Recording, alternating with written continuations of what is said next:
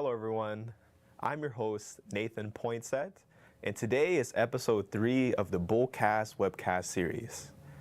We're going to be talking about international students and multicultural affairs. So sit back, relax, kick your feet up, grab your favorite snack. Today is going to be an awesome episode, and I'll see you guys later. Thank you, Nathan, for that awesome intro. Good evening. I am Vanessa Wenzl, your guest co-host, and today I am joined with a special guest, Abdul. Welcome.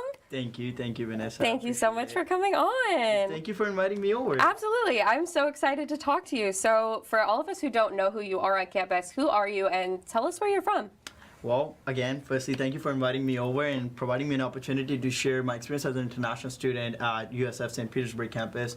I believe BullCast is doing a perfect job of having people over and amplifying student voices at our campus. As for me, my name is Abdul Khawaja, and I'm an international student from Pakistan. I came to the US in August 2021 as an international student to pursue my undergraduate degrees in business analytics and accounting with a cybersecurity concentration. If you guys are unaware about Pakistan, it's a country in South Asia which neighbors to India towards the east, and towards the north it neighbors China. And it's a wonderful landmark, I would say so. The landscape that we have, it has the world's second highest mountain range, Caicedo. It has the world's largest steep seaport, Khawaja, and it also has the world's 8th wonder. So it's a beautiful country to see. Just letting you know for future reference if you want to visit. Yeah, it sounds beautiful. I think I want to go right now, actually, now that you say that. Speaking of that, tell us about your home country, what it's like for you, and tell us about your journey here. Well, it's great, Vanessa, that you asked that question, because I'm going to be honest with you. When I moved to the U.S. in August 2021, there were certain questions that were asked to me, and I wasn't expecting those questions, because I believe those questions were raised to the stigma that surrounds South Asian communities because of the information that is provided by specific social media channels and communication outlets that are available to the students. Because the 18 years of my life that I've spent in Pakistan have been totally different to the views that other people possess that are beyond Pakistan and haven't experienced that personally. I come from a well-educated family, and just like how majority of the Pakistanis are from, and I did my primary and middle school, and it's funny enough because during those years I was mostly on the soccer field rather than in the classroom studying. Soccer has been a passion for most of my life. However, I don't just see it as a passion that I do for an athletic activity. Yeah. I feel like it was kind of the ray of hope that brought me here, and now I'm sitting at this seat 7-8 years later, and I didn't know soccer would do that to me. And I feel like that all happened during my primary and middle school years, when I would go in the soccer field and there would be this realization that would come forth, which would be the participation of women. It would only be the boys playing on the soccer field, and the only time that you will see women participation would be at the bleachers or as cheerleaders. And I think so that didn't go well with me, and I wasn't comfortable with that.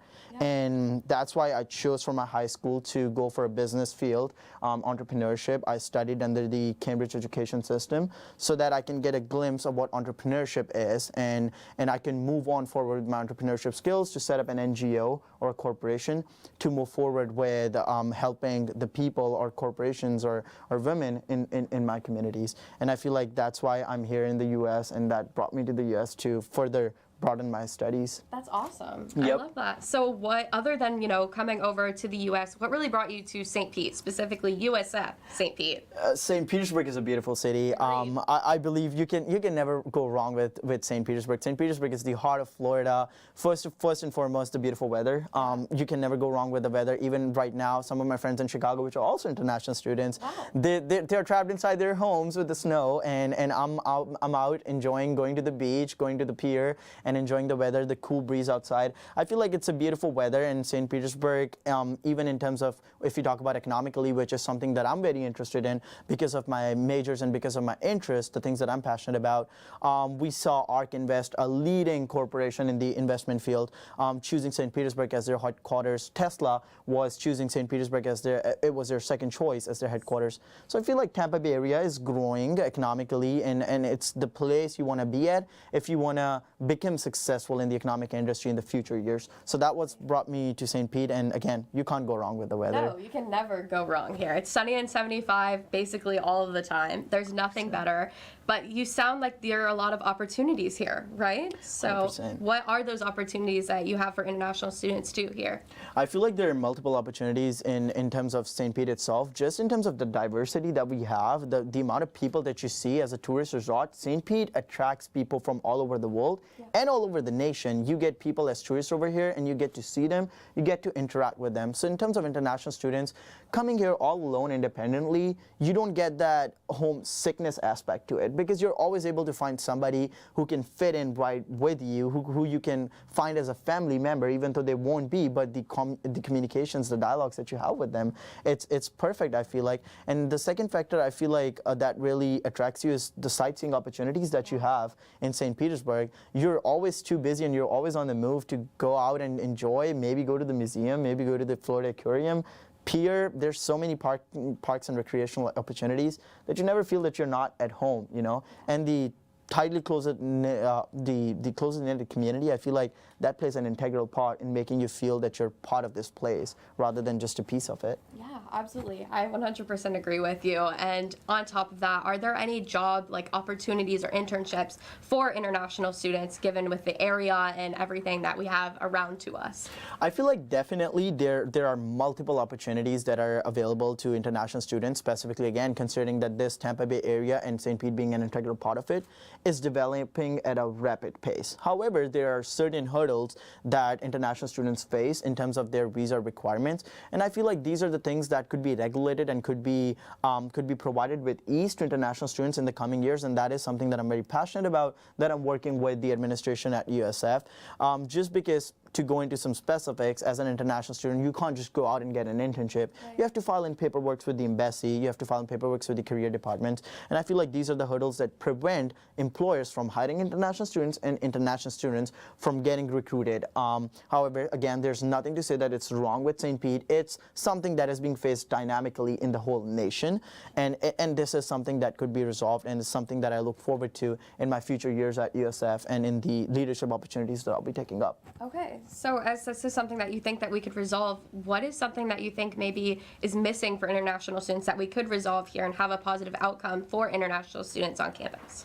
I feel like there's certain specific areas that could be emphasized upon by USF as well as the city of St. Pete in its totality. And I feel like when I talk about these areas, I'm talking about areas of internship opportunities. We need to have educational resources that need to educate international students about how does the visa process look like if you have to gain an internship opportunities. What are certain corporations, organizations that are available that could actually take up those international students and are willing to provide them with those paperwork that is integral for them to secure that internship. I feel like we need educational resources. That is the first thing that we need to focus on. The second thing that we need to focus on is build a very strong connection between the international students and the administration at USF. And I feel like building that bridges is through advisory boards that we just recently initiated in this year by working with student government. I feel like if these things are continued forward and are progressed forward, this could be a very well place for international students to grow in. Absolutely. Are there any challenges that you face, as a student here on campus? I feel like there were certain challenges that I came across with when I came here. Firstly, again, seeking internship opportunities was a hurdle for me, and that's when I realized that, hey, this is a major problem that needs to be resolved, because at the end of the day, international students are coming over here, putting so much investment in education by putting their monies in, by putting their time in, and they should get the most out of it. And I feel like how you're going to get out of your education is by getting a successful job opportunity. So even if they're not able to secure an internship, how likely are they to secure a job opportunity? And that was one of the challenges I faced, and I started working on it immediately. And the second thing I faced are the financial resources that are not available to international students. Unlike other students, international students are not eligible for financial aid, for loans, and whether those be private or federal loans, or even for any kinds of other financial aid help.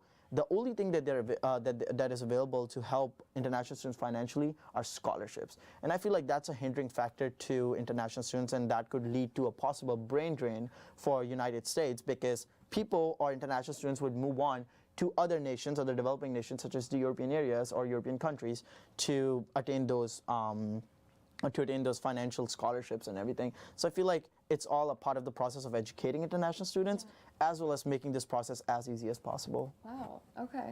Wow, that's amazing. I just learned a lot right there. But what are some of your cultural backgrounds that have kind of like helped influence your experiences while studying abroad over here?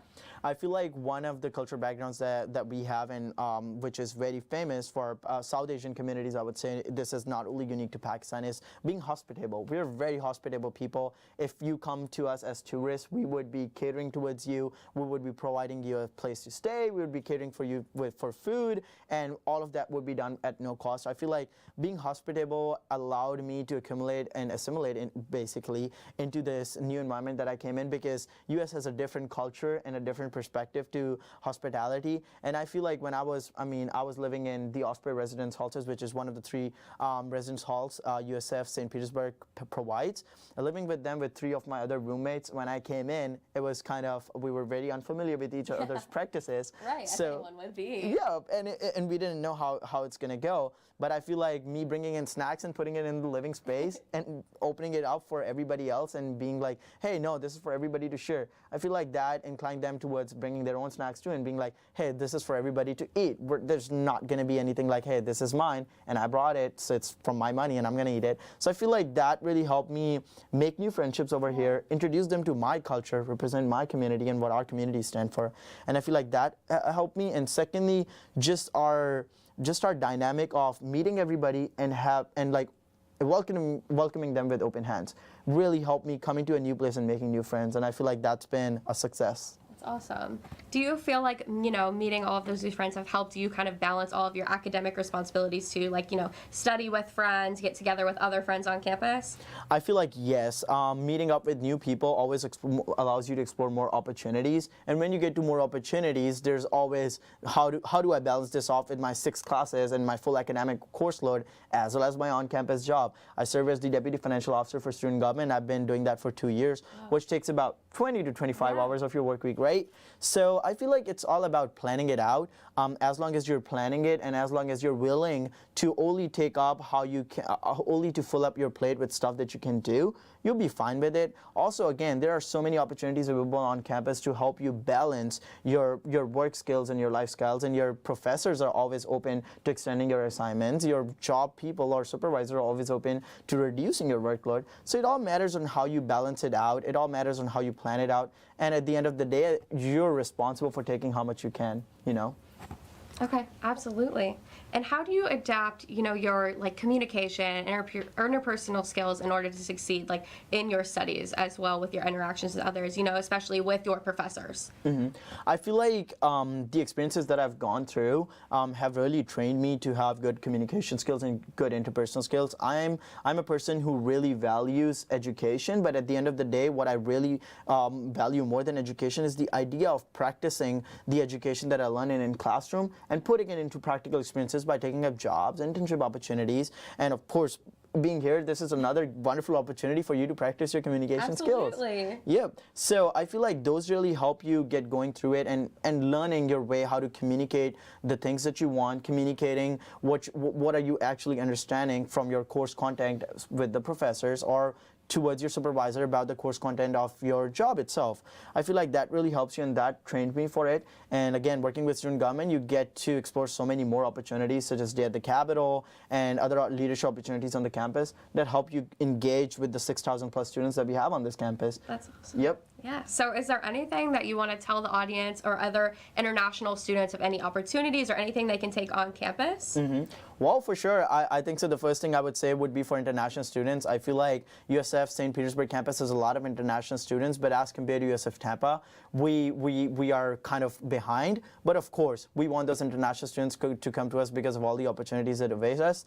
And yeah, again, I'm representing Pakistan over here, so it would be great. If you want to check it out, let's go on a flight after this. Let's go. For sure. And everybody else is invited to come. That's awesome. I think we should go next week. Sound good? For sure. Sounds good. That's like a good time. Well, thank you so much for coming on. It was a great time, and we hope to have you on.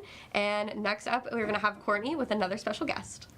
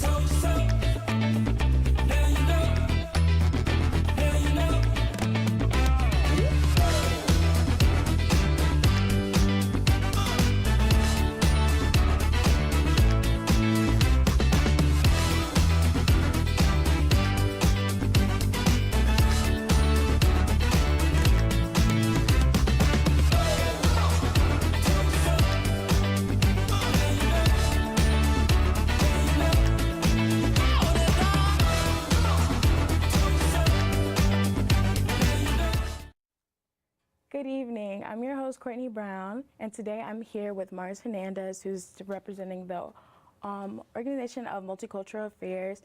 And hello, how are you doing today? Doing well, thank you. Thank you for having me on. Thank you, no problem. Yes, I'm Hernandez with the Office of Multicultural Affairs. Gotcha. And so can you just talk to me about your position at the Office of Multicultural Affairs? I am the program specialist over at the Office of Multicultural Affairs. I handle everything to do with all of the student organizations that have to do with anything like ethnicity, race, culture, or gender identity, sexual orientation based. So that's a lot of what I do. I help plan events around campus that have to do with students making a platform for their cultures, for their ethnicities, gender, sexual orientation. And I also help a lot with any trainings that have to do with diversity and inclusion. We also do safe zone training, which is kind of like creating safe space for students, or teaching about pronouns, teaching about topics including race and culture and ethnicity.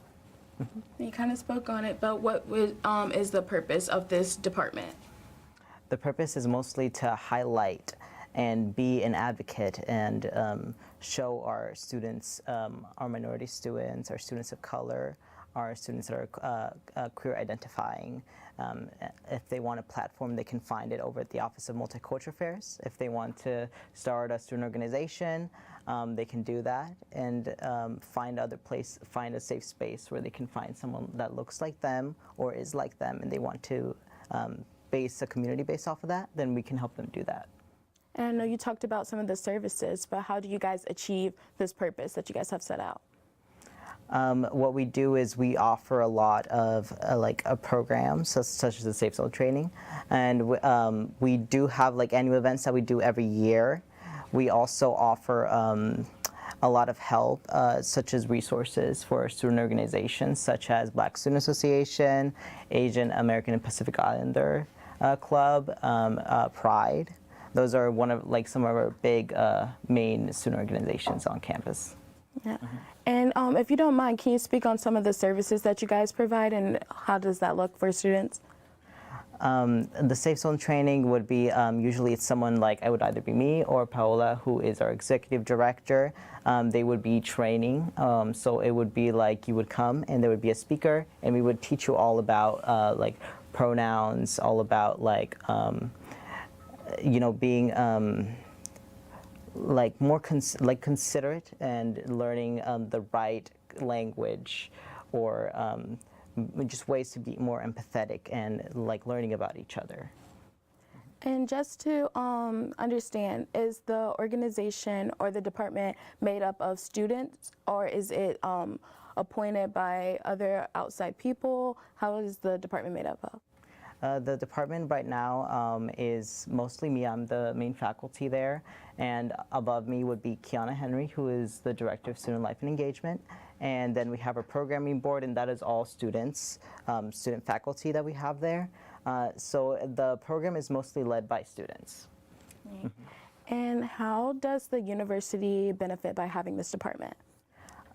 It's a place where students of every single student of every single ethnicity, every single orientation, allies, of course, can congregate, meet each other, have someone that will be there for them, provide resources for them if they need it. And that is our main goal on campus, is to make sure that everyone feels included and that everyone has somewhere to go. And how do you guys help the community or students on campus through these services in your department? We help by making sure that when they do need that, somewhere to make a space, when they do need somebody that's there to speak up for them, someone that is willing to take the moment and listen, even if they don't feel like there's a lot of people around them that are like them, then we can be that for them and make sure that they can find that space, create that space, and if not, that they can find someone just like an individual that they can speak to. Then that is our purpose. Mm-hmm. And how does your department celebrate these different cultures or sex orientations? What kind of events have you guys done, or any type of celebrations have you guys We have our usual annual events, such as the drag show that we have in October. We have coming up now, we have our International Women's Day. We also have our end of the year celebration. And we have Juneteenth that's coming up as well. So we do have events that we do every year. We also have our Martin Luther King parade every year. But like different student organizations also like to pull up their own events, make their own stuff. We have the Lunar New Year, which is Asian American and Pacific Islander club that mostly directs that one. We have our Ebony Ball that's coming up. That one is the Black Student Association. So student organizations, they can plan their own events. We have mostly our set ones that we do every year. Mm-hmm. And what kind of feedback have you guys had from your department? I know you guys put on a lot of events and you have your services, and it seems like you're doing a lot for the community. What has the community said in favor of those? From the community, what we mostly hear is from the students themselves. And I feel like I get a lot of feedback of they feel like they found their place. Obviously I don't get to speak to every student, but I feel like I get to help every student. I get to make sure that everything is set up before they come in and meet with their own organizations or clubs. They find those bonds based on those organizations, and they last a lifetime. It's all of those people that I see come in, they know each other, and they know each other forever. I still know people from when I was a student and I went to the OMA myself and was a president of a club. I still know people from that time. It's literally like a lifetime bond that you create in there. Sounds like it. And how would students who want to be involved can help you guys out in your department? Students that want to be involved, I would say just show up.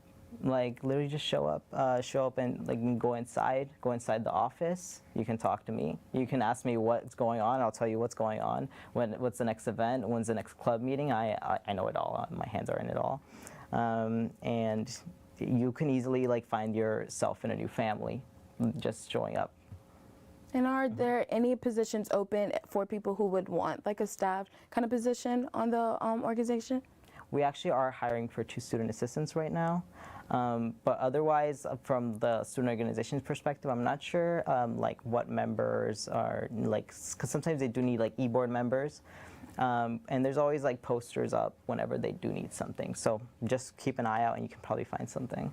Gotcha. And why is it important that educational institutions have organizations such as the Office of Multicultural Affairs?